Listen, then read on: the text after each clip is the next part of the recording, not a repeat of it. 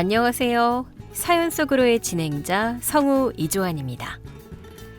오늘의 이야기는 회사 거래처를 다 가로챈 시모와 남편을 엄벌한 주인공의 이야기입니다. 여러분의 응원과 의견을 마음 편히 댓글로 달아주시면 감사하겠습니다. 오늘의 이야기 시작하겠습니다. 저는 식자재 유통회사를 운영하고 있어요. 밑바닥부터 시작해서 지금의 탄탄한 거래처들을 확보하기까지 하루에 4시간 이상 자본 적이 없죠. 제 남편은 제 회사에서 영업이사 직함을 달고 있어요. 하지만 실질적인 업무는 제가 다 처리하고 남편은 거래처 관리라는 명목으로 법인카드나 긁고 다니는 게 전부였어요. 야, 오늘 저녁에 김 사장님이랑 골프 약속 있는 거 알지? 법인카드 한도 좀 늘려놔. 지난주에도 한도 늘려줬잖아. 김 사장님네 이번 달 결제 대금도 아직 안 들어왔는데 무슨 또 골프야? 아, 진짜 쪼잔하게 구네. 영업을 하려면 접대가 기본이야. 네가 책상머리에 앉아서 서류나 보니까 현장이 어떻게 돌아가는지 모르는 거지. 김 사장님이 우리 회사 매출 다 올려주는 거 안 보여? 매출만 올리면 뭐해. 수금이 제때 안 되면 흑자 부도 나는 거야. 골프는 당신 개인 카드로 쳐. 이번 달 법인카드는 결제 부서로 반납해. 뭐? 야, 내가 명색이 이사인데 카드를 뺏어? 네가 사장이면 다야? 내가 밖에서 사람들 만나면서 비위 맞추고 다니니까 우리 회사가 이만큼 굴러가는 거야. 네가 사람들 비위 맞출 때 나는 은행 돌면서 자금 융통하고 창고에서 물건 날랐어. 카드 당장 내놔. 아니면 오늘부로 이사직 해임 기한 올릴 테니까. 남편은 씩씩거리며 지갑에서 카드를 꺼내 책상에 집어 던지고 나갔어요. 저는 남편이 나간 문을 한번 쳐다보고는 곧바로 미수금 장부를 열었어요. 최근 들어 남편이 전담하던 몇몇 대형 거래처들의 결제일이 계속 미뤄지고 있었어요. 저는 조용히 거래처들의 신용 상태와 재무제표를 다시 분석하기 시작했죠. 수치가 썩 좋지 않았어요. 석 달 전, 시아버지의 칠순잔치 날이었어요. 제가 사비로 시내 중심가에 있는 5성급 호텔 연회장을 빌렸죠. 시댁 식구들은 마치 자신들이 재벌이라도 된 것처럼 한껏 차려입고 나타났어요. 어머, 우리 아들이 사업을 크게 하니까 내가 이런 최고급 호텔에서 영감 칠순잔치도 다 해보네. 동네 사람들 보기에 아주 끼가 으쓱해. 내 아들이 최고지. 어릴 때부터 떡잎이 달랐어. 사장 소리 듣고 다니는 거 보면 내가 다 배가 부르다. 아버님, 칠순 축하드려요. 그래, 너도 우리 아들 뒷바라지 하느라 고생이 많다. 남편이 밖에서 큰일 하려면 집안이 편안해야 하는 법이야. 너는 회사 나간다고 집안일 소홀히 하지 말고 내조나 똑바로 해라. 회사 일도 집안일도 제가 알아서 잘 하고 있어요. 어머니나 아버님 건강이나 잘 챙기세요.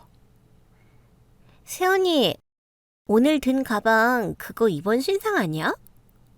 오빠가 돈을 아주 쓸어 담나 보네. 세연이한테 저런 명품 가방도 턱턱 사주고.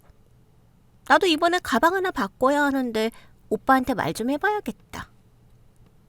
아가씨, 이거 제가 제 돈 주고 산 거예요.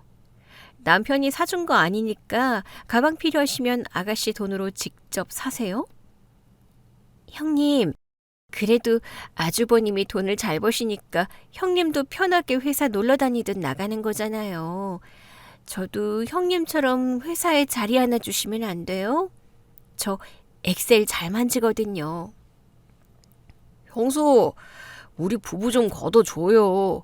형님이 이사면 나도 뭐 과장자리 하나는 줄 수 있는 거 아니야? 형제 좋다는 게 뭐야?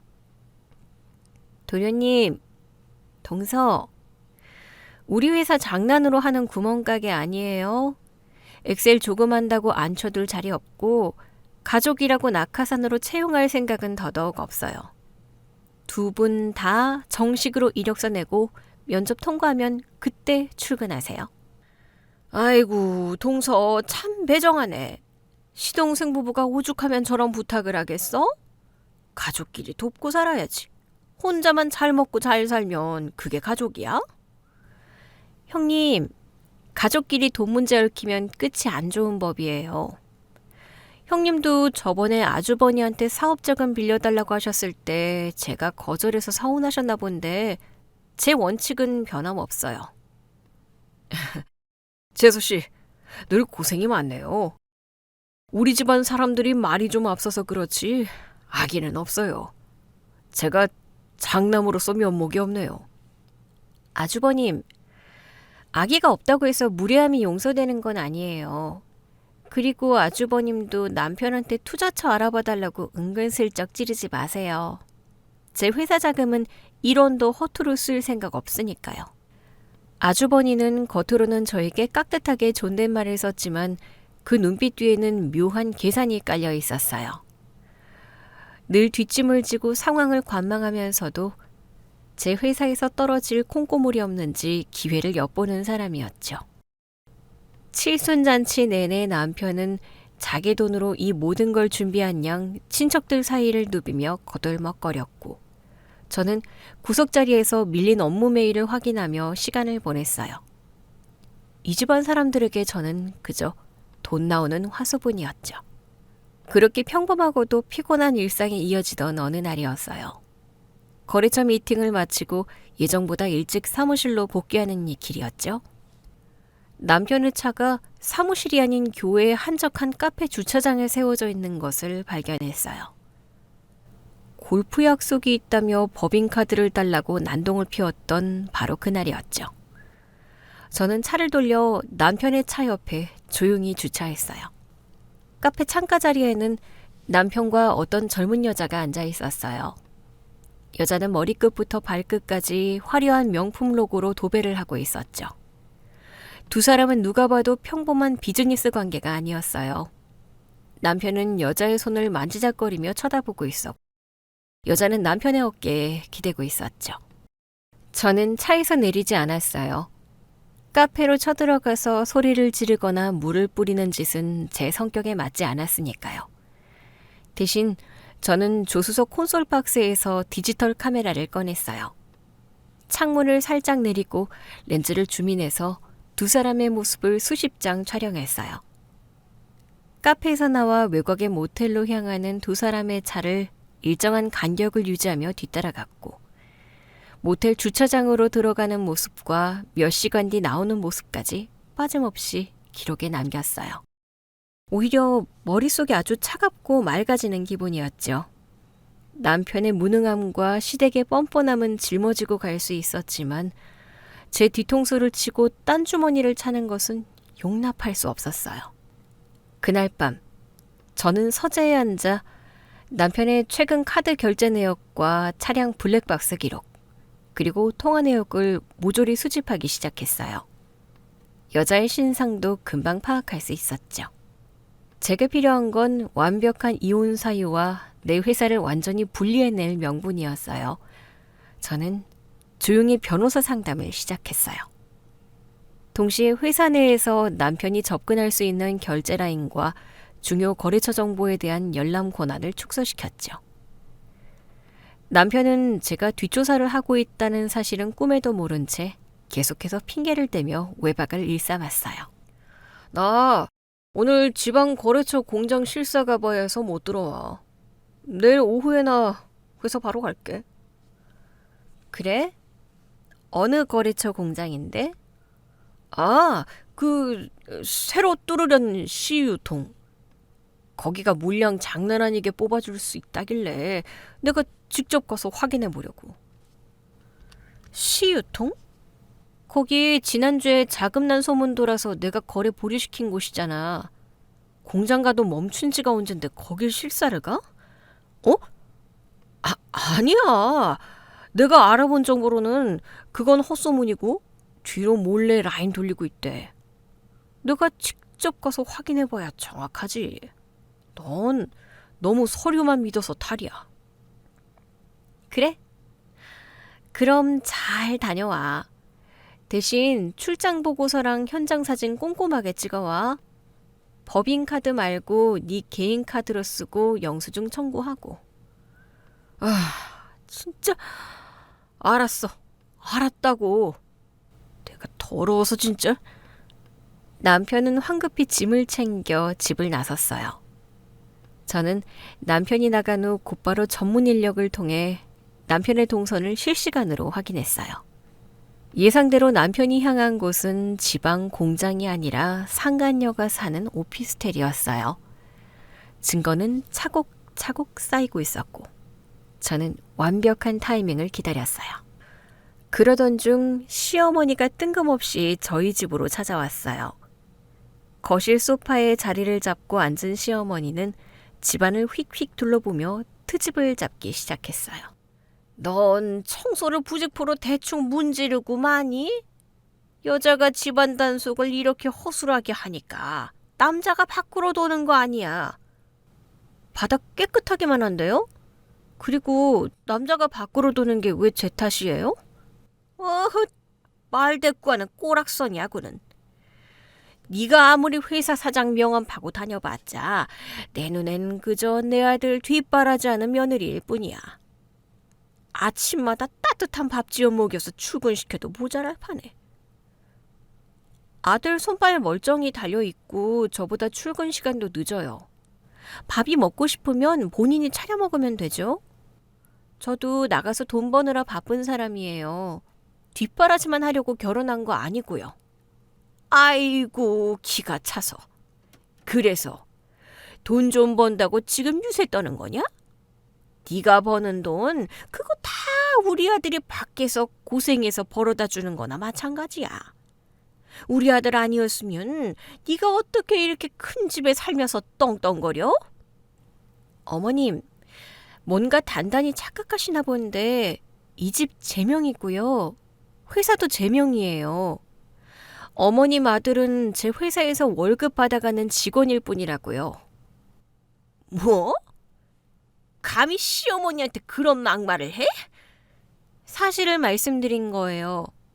그리고 용건 없으시면 그만 가보세요.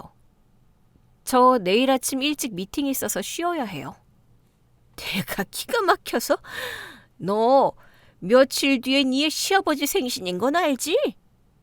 저번 칠수는 호텔에서 했으니 이번 생신은 네가 집에서 상다리 부러지게 한번 차려봐라.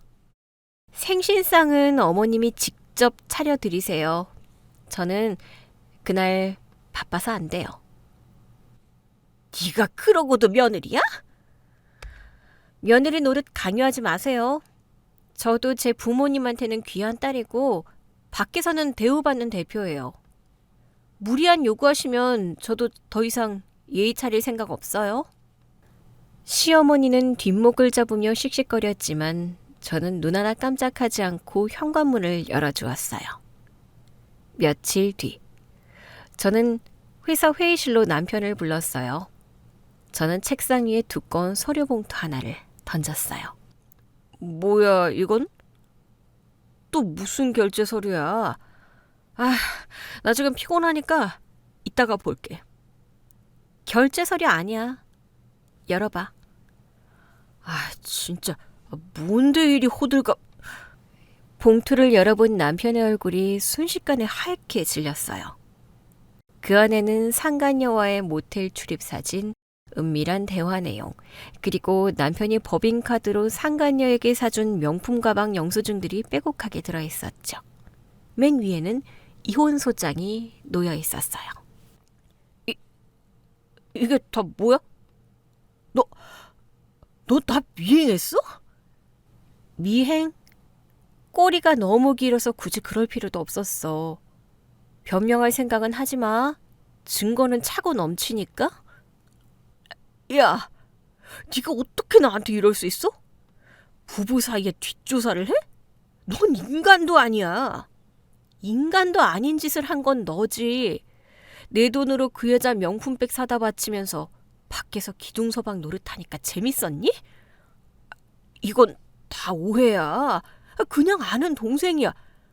비즈니스 때문에 몇 번 만난 것 뿐이라고. 소장 읽어봤으면 빨리 도장이나 찍어. 지저분하게 법정까지 가서 네 바닥 다 까발려지고 싶지 않으면? 도장 못 찍어. 내가 이 회사를 어떻게 키웠는데 이혼을 해? 이 회사 내 지분도 반은 있어. 재산 분할해줘. 네 지분? 헛소리하지 마. 넌 이 회사에 1원 한 푼 보탠 적 없고 영업일합시고 밖에서 술이나 처먹고 다닌 게 다야. 웃기지 마. 나 없이 네가 어떻게 이 회사를 굴려. 거래처 사장들이 다 내 인맥인데. 내가 손가락 하나 까딱하면 네 회사 당장 내일이라도 부도나게 만들 수 있어. 그래? 그럼 어디 한번 부도내봐. 네 그 알량한 인맥들이 네가 빈털터리로 쫓겨나도 널 상대해줄지 나도 궁금하네. 남편은 서류를 집어던지고 회의실을 나갔어요. 남편은 그날 이후로 회사에 출근하지 않았어요. 대신 시댁 식구들을 총동원해서 저를 압박하기 시작했죠. 제 사무실로 옛 시어머니와 시아버지, 시누이까지 몰려와서 난동을 피웠어요. 네가 감히 내 아들을 쫓아내려고 들어? 네가 이만큼 먹고 살게 된 게 다 누구 덕인데 은혜를 원수로 갚아? 아줌마, 여기 제 개인 사무실이에요. 업무방해로 경찰 부르기 전에 조용히 나가세요. 뭐, 아줌마? 네가 드디어 미쳤구나. 시부모한테 감히? 아들놈이 밖에서 딴 살림 차린 거 뻔히 알면서 며느리 탓하는 인간들이 무슨 부모 대접을 받길 원해요. 세연이, 말 조심해. 우리 오빠가 밖에서 좀 실수할 수도 있지. 남자가 사회생활 하다 보면 그럴 수도 있는 거 아니야? 아가씨는 나중에 꼭 아가씨 남편이 밖에서 바람 피워도 사회생활 하느라 고생한다고 등 두드려 주세요. 저는 비위가 약해서 남이 쓰던 쓰레기는 재활용 안 하거든요. 재수씨, 말이 너무 심하네요. 그래도 한때 가족이었던 사람들인데 쓰레기라니요. 우리 동생이 잘못한 건 맞지만 이렇게 한 푼도 없이 맨몸으로 쫓아내는 건 도의적으로 아니라고 봅니다. 아주버님, 존댓말 한다고 예의 바른 거 아니에요. 도의 따질 거면 아주버님 동생이 제 회사 카드 훔쳐서 상간이한테 쓴 돈부터 다 뱉어내라고 하세요. 제가 한치의 물러섬도 없이 쏘아붙이자 그들은 분통을 터뜨렸어요. 하지만 제가 미리 호출해둔 보안 요원들이 들이닥쳐 그들을 끌어냈죠. 남편과 아주버니는 저에게서 단 한 푼이라도 더 뜯어내기 위해 움직이기 시작했어요. 남편은 자기가 관리하던 거래처들을 무기로 저를 압박하는 협박 문자를 매일같이 보내왔죠. 저는 묵묵히 법정 싸움을 준비하며 회사의 미수금 장부와 거래처 신용평가서를 다시 한번 꼼꼼하게 검토했어요. 앞으로 벌어질 일들을 조용히 대비하고 있었습니다. 이혼 소장을 접수하고 며칠 지나지 않아 남편의 변호사로부터 답변서가 날아왔어요. 내용은 가관이었죠. 외도 사실은 전면 부인하며 단순한 비즈니스 파트너일 뿐이라고 주장했고, 오히려 제가 평소 폭언을 일삼고 시댁을 무시하며 혼인관계가 파탄났다는 억지 주장이 적혀 있었어요. 게다가 제 회사의 성장 기여도를 운운하며 재산 분할로 회사 지분 50%와 위자료를 역으로 청구해 놓았죠. 저는 코웃음을 쳤어요. 답변서를 읽자마자 곧바로 제가 수집한 증거자료들을 법원에 추가로 제출했어요. 모텔 출입 영상, 법인카드로 명품을 결제한 내역, 그리고 두 사람이 주고받은 은밀한 메시지 내역까지 전부 다요. 그리고 남편의 법인카드 사용을 전면 정지시키고 회사 내부망 접속 권한도 모조리 차단해버렸죠. 그날 오후 사무실로 불청객이 찾아왔어요. 예전 시어머니였죠. 이제는 남남이나 다름없으니 아줌마라고 부르는 게 맞겠네요. 아줌마의 뒤에는 머리부터 발끝까지 화려하게 치장한 상간녀가 팔짱을 끼고 서 있었어요. 야, 네가 내 아들 카드 정지시켰냐? 네가 감히 내 아들 밥줄을 끊어? 아줌마, 여기 회사예요. 소리 지르지 마시고 용건만 간단히 하세요. 그리고 제 회사 카드를 왜 그쪽 아들이 쓰나요? 직원 복지 차원에서 줬던 건데 무단결근 3일째라 어제부로 해고 처리했습니다. 뭐, 해고? 네가 우리 아들 인맥으로 이만큼 컸으면서 은혜를 원수로 갚아? 그리고 너 이혼 안 해준다고 버틴다며. 위자료 뜯어내려고 수작 부리는 것 내가 모를 줄 알아? 이혼 안 해준다고 버티는 건 아줌마 아들이고요. 위자료는 제가 받아야죠. 남의 돈으로 바람 피운 증거가 산더미인데. 언니, 말씀이 너무 심하시네요. 오빠가 언니처럼 드세고 기센 여자랑 사느라 얼마나 숨막혀 있는지 알아요? 오죽하면 저한테 와서 울었겠어요. 남이 쓰던 쓰레기 주워가면서 너 되게 당당하네? 넌 네 돈 주고 명품 사입을 능력도 없어서 남의 남편 법인카드로 긁고 다니니? 그 가방 내 회사 돈으로 산 거니까 당장 벗어놓고 가. 참나, 기가 막혀서. 언니, 푼돈 몇 푼 받겠다고 구질구질하게 굴지 마세요. 저 강남에 있는 빌딩 있는 집안 딸이에요. 우리 아빠가 오빠 새 회사 차려주기로 했거든요. 오빠가 쥐고 있는 거래처들 싹 다 그쪽으로 넘어갈 건데 언니야말로 길바닥에 나앉게 생겼어요. 그래, 우리 새아가 될 애가 이렇게 돈이 많고 빵빵한 집안 딸이야.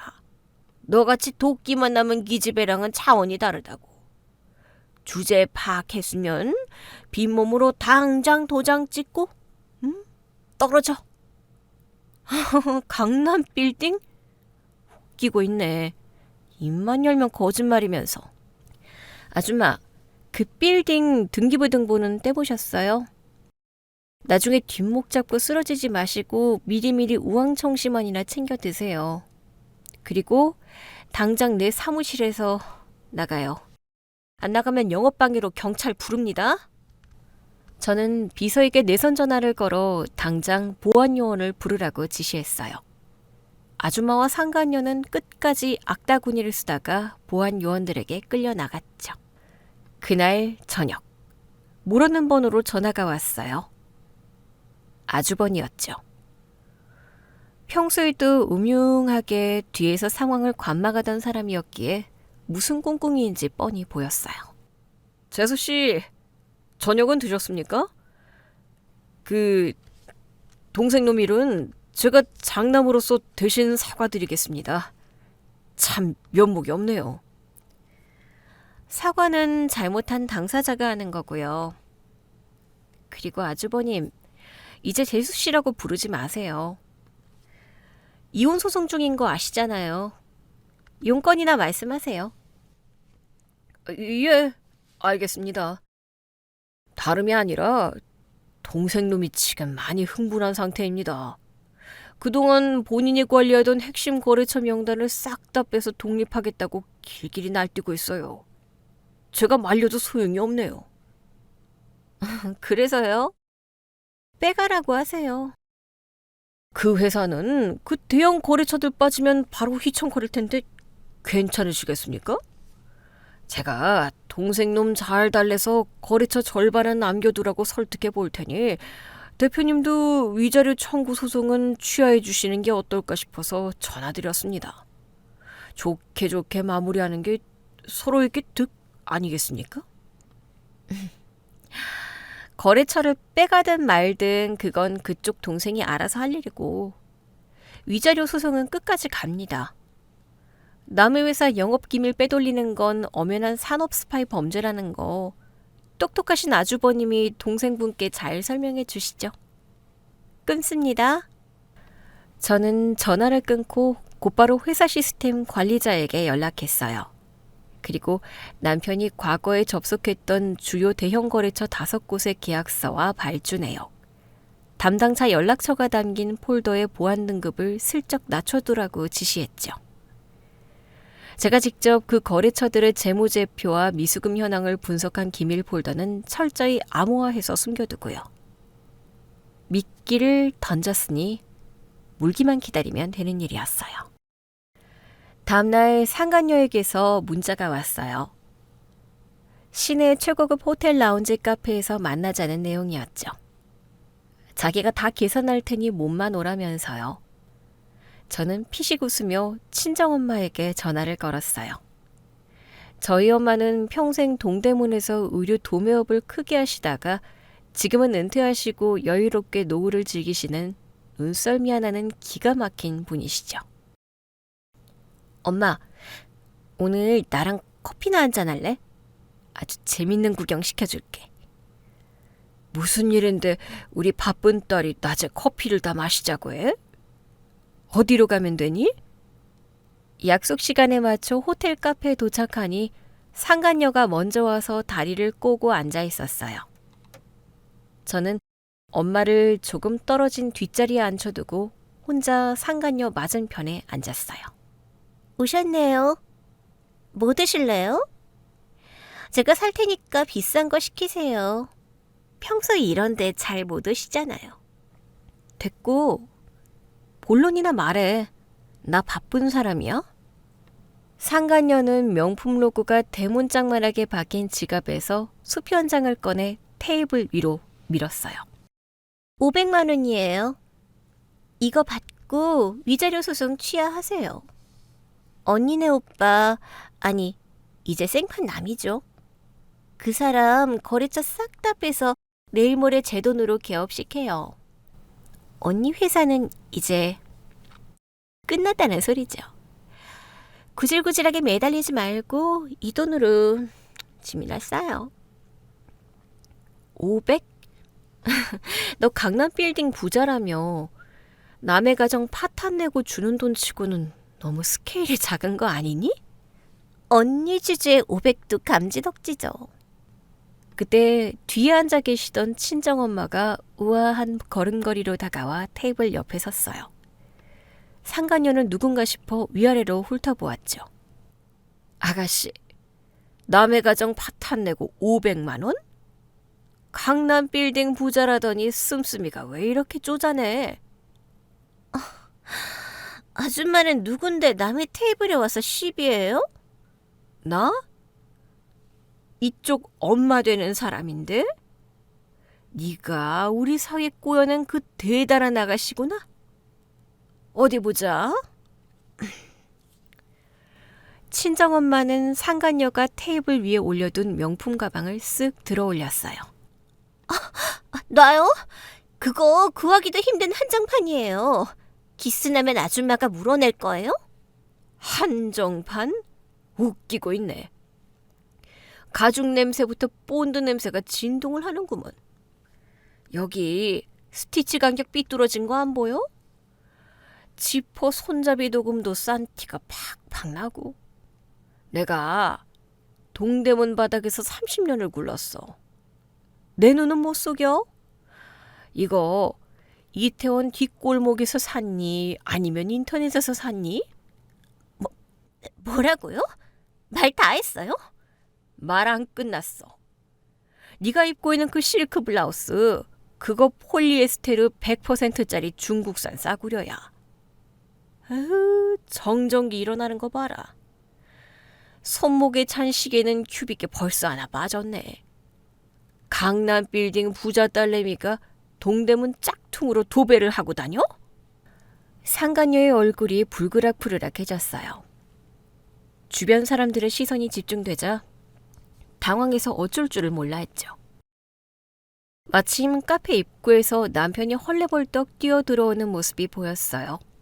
상간녀가 미리 연락을 해둔 모양이었어요. 장모님, 여기서 지금 뭐 하시는 겁니까? 장모 소리 집어치워. 넌 내 딸 피 빨아먹고 살찐 기생충인 줄 알았더니 이제 썩은 동아줄로 갈아타는 멍청이였네. 썩은 동아줄이라뇨? 이 사람 집안이 얼마나 대단한지 아시기나 하세요? 대단하긴 개뿔. 머리부터 발끝까지 짱퉁으로 휘감고 다니는 빈 껍데기한테 홀려서 네 발로 복을 걷어차?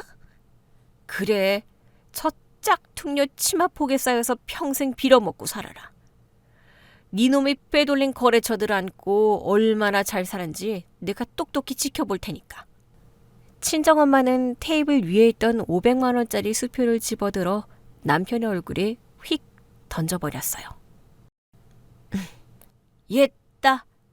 개업 축하금이다. 이걸로 개업식 날 돼지 머리나 하나 삶아라. 가자, 딸. 엄마는 제 손을 잡고 뒤도 돌아보지 않고 카페를 빠져나왔어요. 남편과 상간녀는 수표가 바닥에 떨어지는 것을 멍하니 지켜보며 아무 말도 하지 못했죠. 엄마의 등 뒤에서 통쾌함이 느껴졌어요. 회사로 복귀한 후 시스템 관리자로부터 보고가 올라왔어요.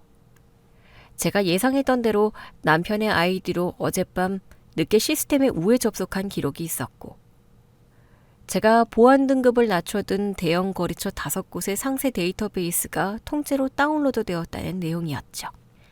대표님, 이사님이, 아니, 그분이 대형마트 밴드사인 애인유통, 전국 프랜차이즈 본사인 비푸드 등 가장 매출 규모가 큰 5곳의 정보를 싹 다 빼갔습니다.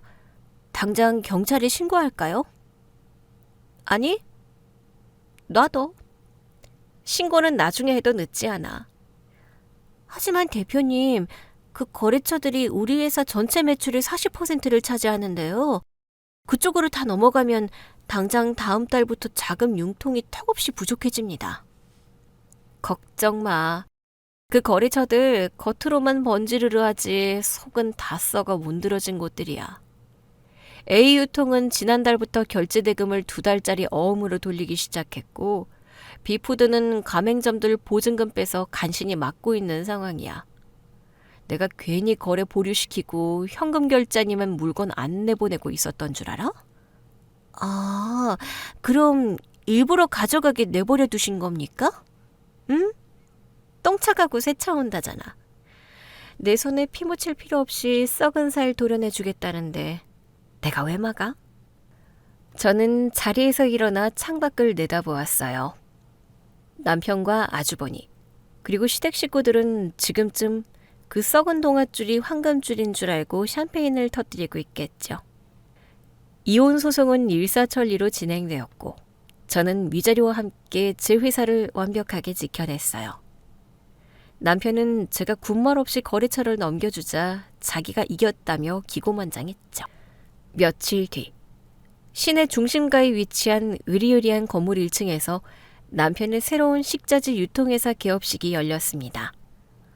화환이 길가까지 줄을 섰고 시댁 식구들은 모두 한껏 차려입고 나와 손님을 맞이하고 있었어요. 아주버니는 부사장 명함을 파서 돌리고 있었고, 동서와 시누이는 뷔페 음식을 나르며 깨르르 웃고 있었죠.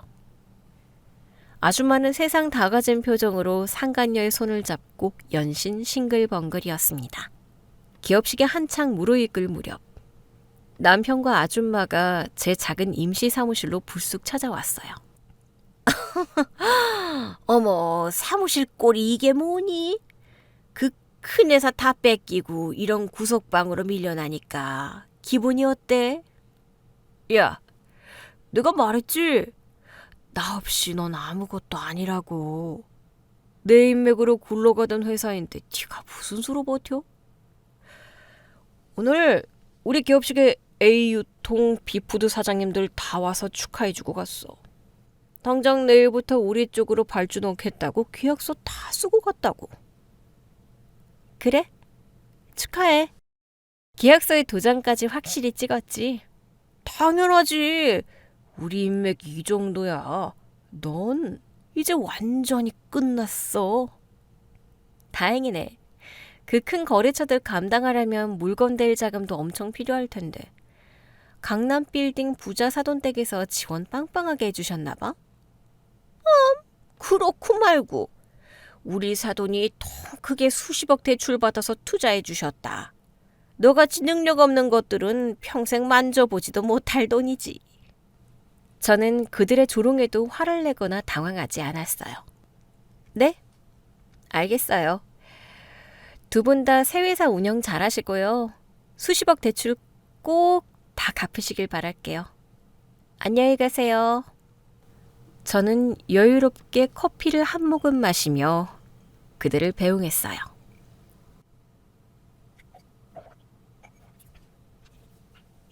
속이 텅 빈 강정을 탐욕스럽게 베어문 그들의 이빨이 언제 부러질지.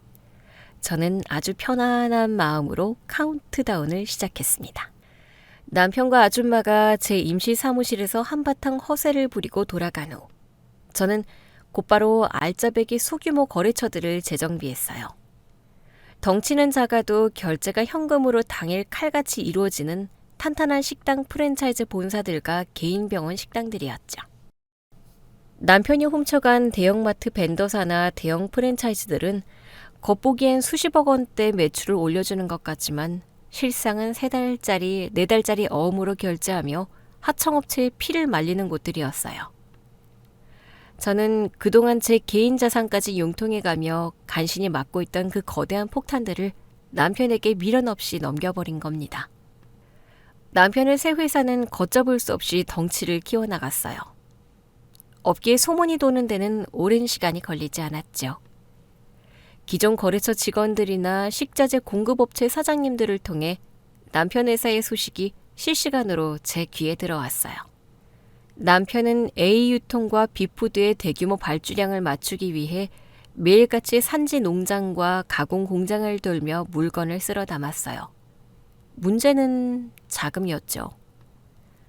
물건을 사오려면 현금이 필요한데 상간녀가 약속했다던 강남 빌딩 부자아버지의 투자는 차일피일 미뤄지고 있었거든요.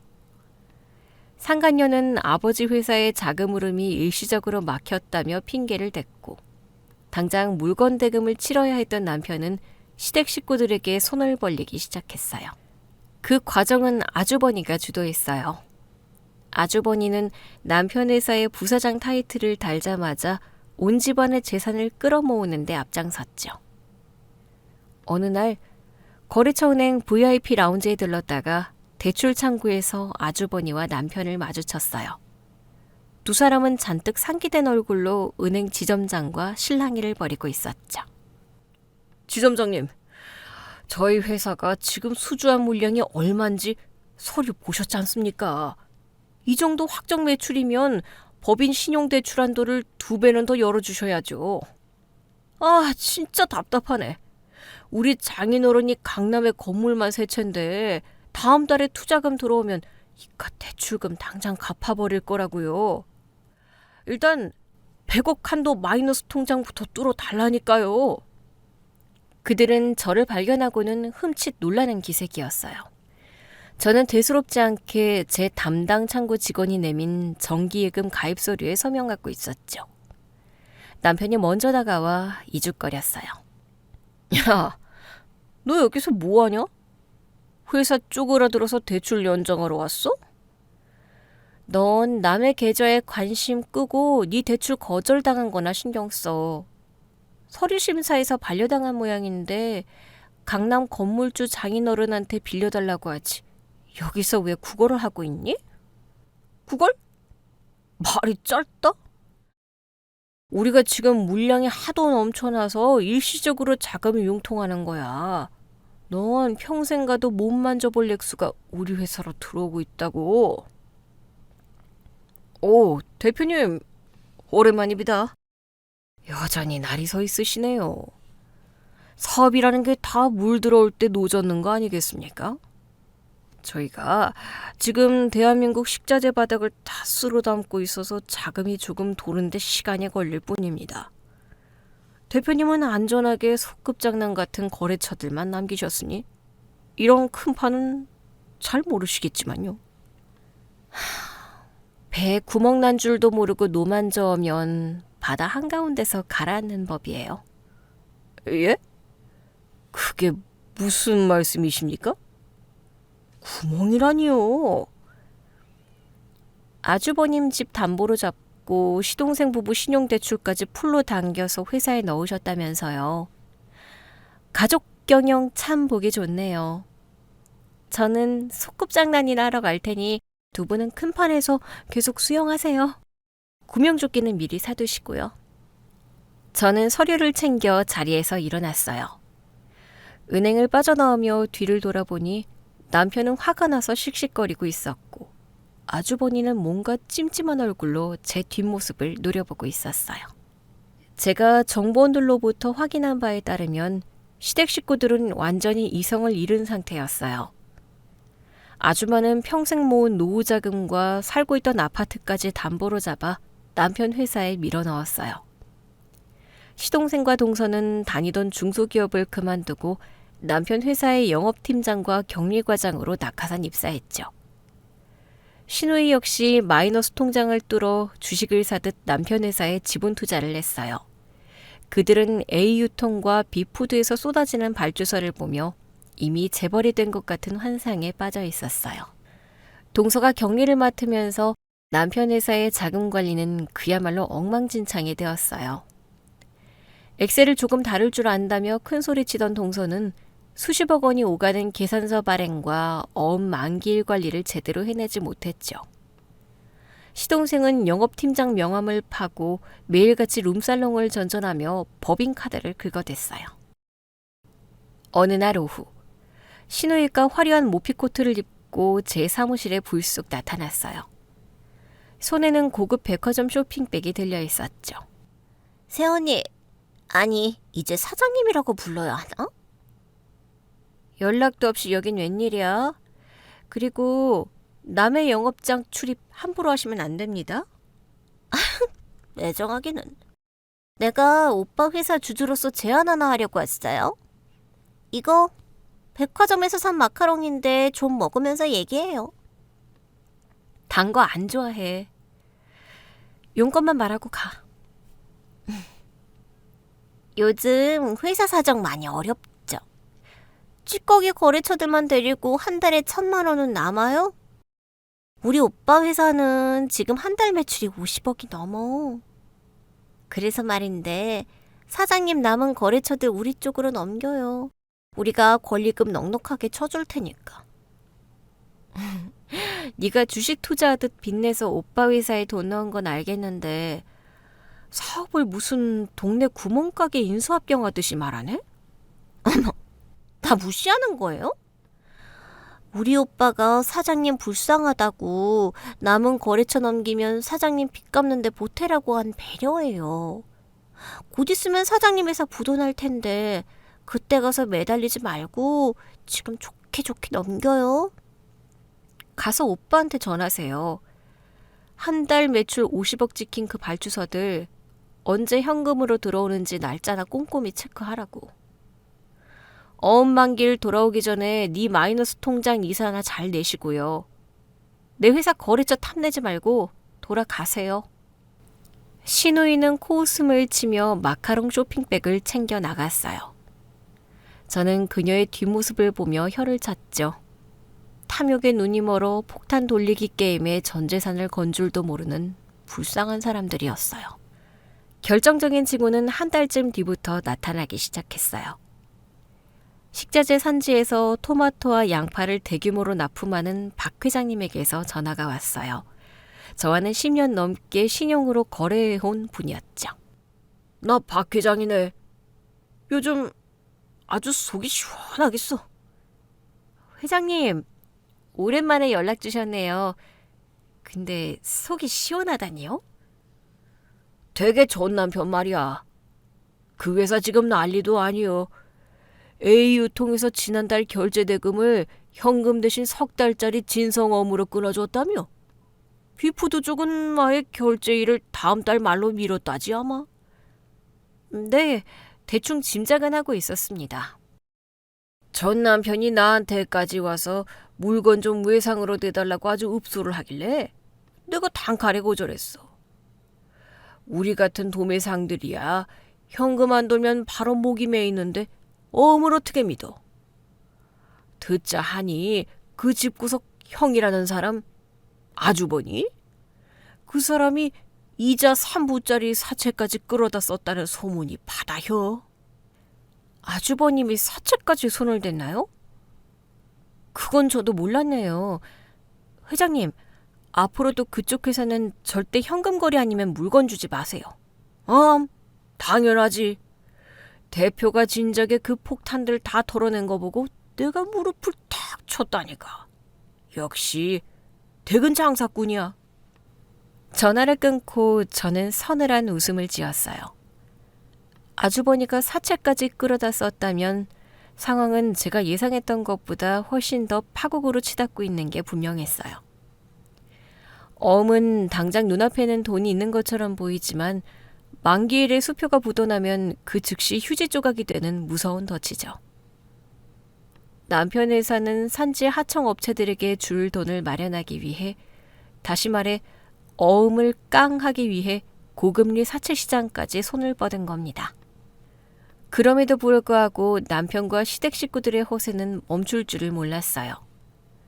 오히려 불안감을 감추기 위해 겉으로 더 화려하게 치장하고 다녔죠. 주말에 시내 중심가의 고급 한정식집 앞을 지나가다 그들 일가족이 식당에서 나오는 것을 목격했어요.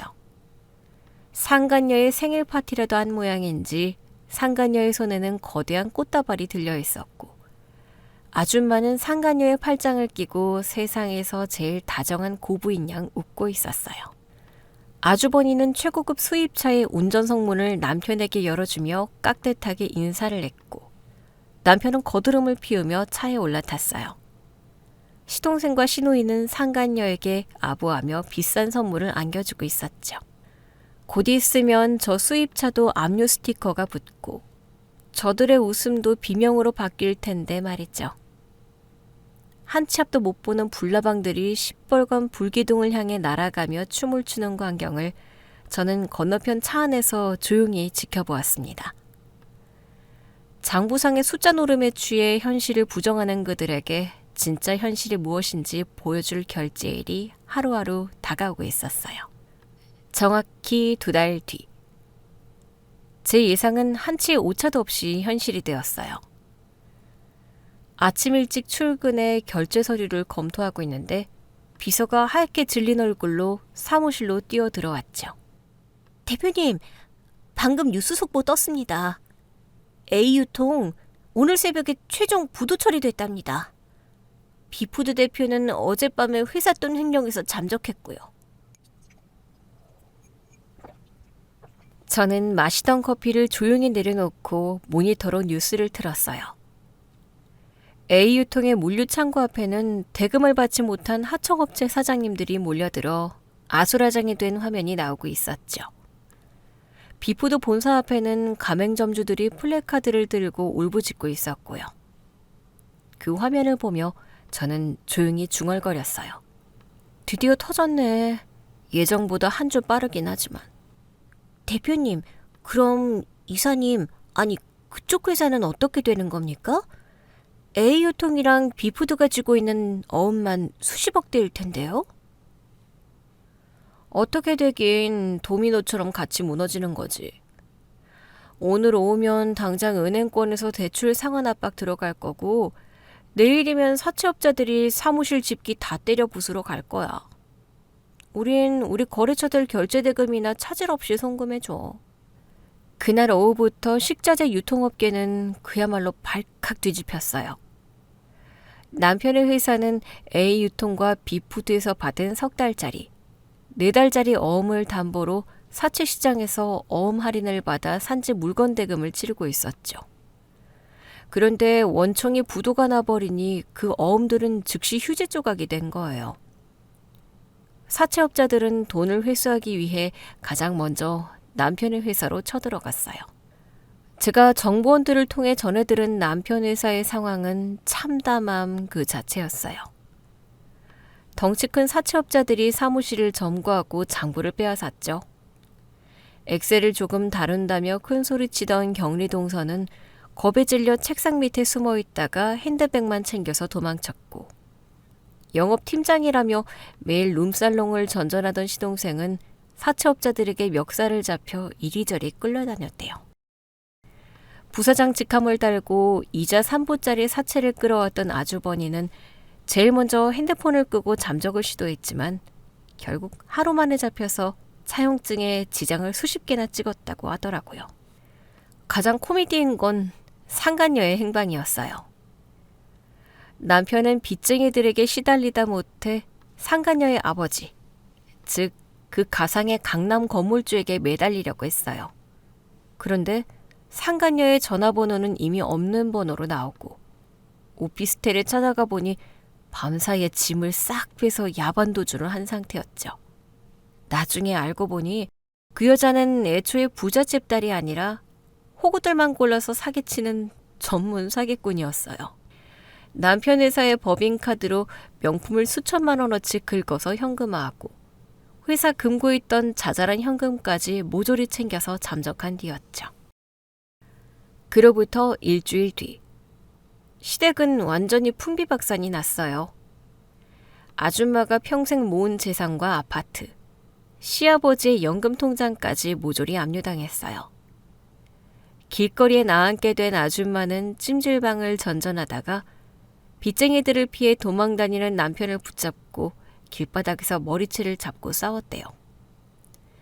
시누이는 마이너스 통장 이자를 막지 못해 신용불량자가 되었고 자기 돈 내놓으라며 아줌마와 남편에게 온갖 악담을 퍼부었죠. 그토록 끈끈함을 과시하던 가족에는 돈 앞에서 완벽하게 산산조각이 났어요. 어느 비오는 늦은 오후였어요. 제 사무실 문이 열리더니 초췌하게 짝이 없는 몰골에 세 사람이 들어왔어요. 남편, 아줌마, 그리고 아주버니였죠. 불과 몇 달 전 최고급 수입차를 타고 한정식 집을 들락거리던 사람들의 모습이라고는 믿기지 않을 정도로 꾀죄죄했어요. 아줌마는 비에 젖은 머리를 하고 들어오자마자 제 책상 앞 바닥에 털썩 주저앉았어요. 예, 사장아. 아니, 며느리야. 내가 잘못했다. 내가 미쳤었어. 제발 우리 아들 좀 살려다오. 네가 가진 그 알짜 거래처들 조금만 나눠주면 우리 아들이 다시 일어설 수 있어. 응? 제발 한 번만 눈 감아줘라. 아줌마, 며느리 아니라고 말씀드렸잖아요. 바닥에 물 떨어지니까 일어나시고요. 영업방해로 경찰에 끌려가기 싫으면 당장 나가세요. 야, 너 진짜 피도 눈물도 없냐? 내가 지금 사채업자들한테 쫓겨서 숨도 못 쉬고 있어. 그깟 이혼소송 위자료 내가 다 포기할 테니까 나 돈 좀 빌려줘. 너 현금 융통할 수 있잖아. 어? 내가 이자 쳐서 갚을게. 이자? 원금 갚을 능력도 없는 놈이 무슨 이자 타령이야. 네가 가진 빚이 수십억인데 내 돈을 왜 거기다 쳐박아? 상간역 강남 빌딩은 어디 가고 나한테 와서 구걸이니? 그 여자 이야기는 꺼내지도 마. 내가 속아서 진짜 미치겠네. 야, 그래도 우리 부부였잖아. 나 진짜 한강다리 가기 직전이야. 너 다 죽는 꼴 보고 싶어? 아주 보고 싶네. 물 차가우니까 준비운동 철저히 하고 뛰어내려. 내 앞에서 징징거리지 말고. 아주버니는 덜덜 떨리는 손으로 제게 다가와 고개를 푹 숙였어요. 그 오마라던 눈빛은 온데간데 없고 겁에 질린 동공만 흔들리고 있었죠. 대표님, 아니 재수 씨, 제가 이렇게 무릎이라도 꿇겠습니다. 사채 이자가 하루에 1,000만 원씩 불어나고 있습니다. 제 집이고 동생들 집이고 다 넘어갔습니다. 대표님 회사가 그 A유통이랑 비푸드 결제대금 원래 다 방어하고 계셨지 않습니까? 그거 저희가 대신 덮어 쓴 거니까 그 대금만이라도 조금 융통해 주시면 안 되겠습니까? 은혜는 평생 잊지 않겠습니다. 여전히 상황 파악이 안 되시나 봐요. 제가 그 결제대금을 왜 대신 처리해 줍니까? 그리고 무릎 꿇는다고 해결될 일이었으면 애초에 사채를 쓰지 말았어야죠. 그래도 한때 가족이지 않습니까?